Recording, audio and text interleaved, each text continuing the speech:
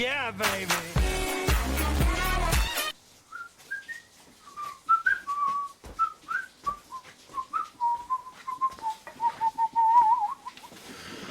Hey, everybody.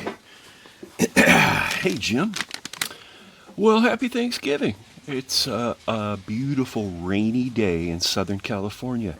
It's actually raining. Check this out.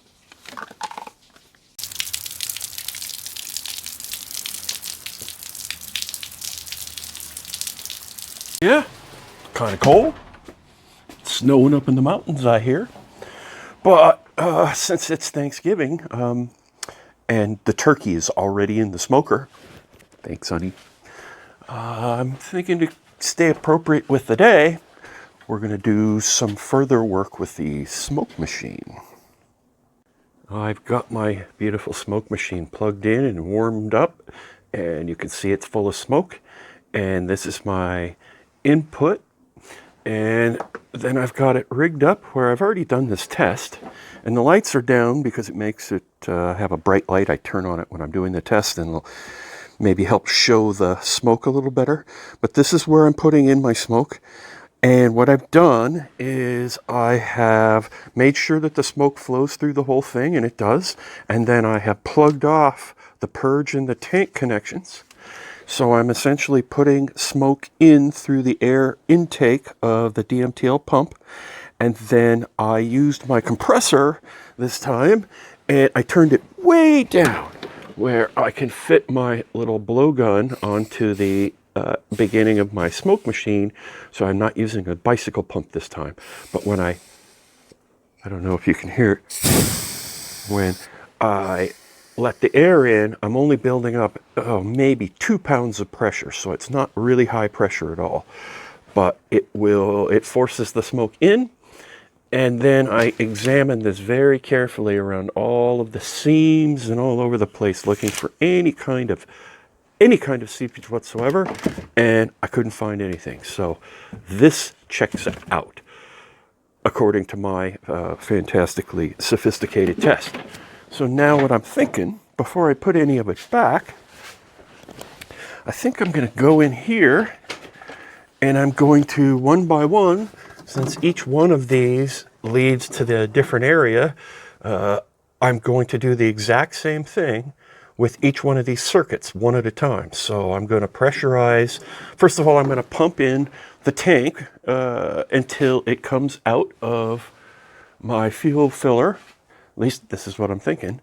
And then I'm going to put the cap on, the fuel cap on the air, so I'll know that the whole thing is full of smoke.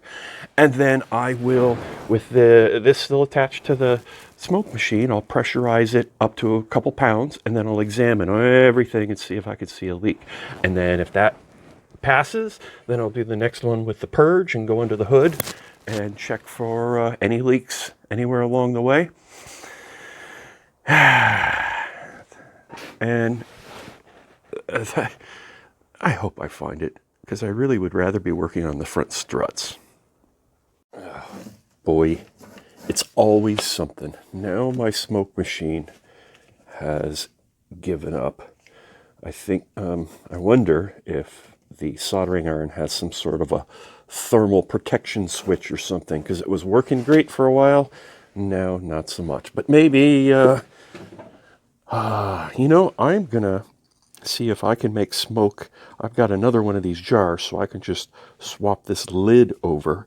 But I'm going to see if I can make smoke the old-fashioned way. The turkey is in the smoker, and it's making smoke with pecan chips. So why can't I make smoke with pecan chips? Okay, so I'm going to start a few charcoal briquettes. Then I'm going to stick a couple of them in the jar and put some damp pecan chips on top.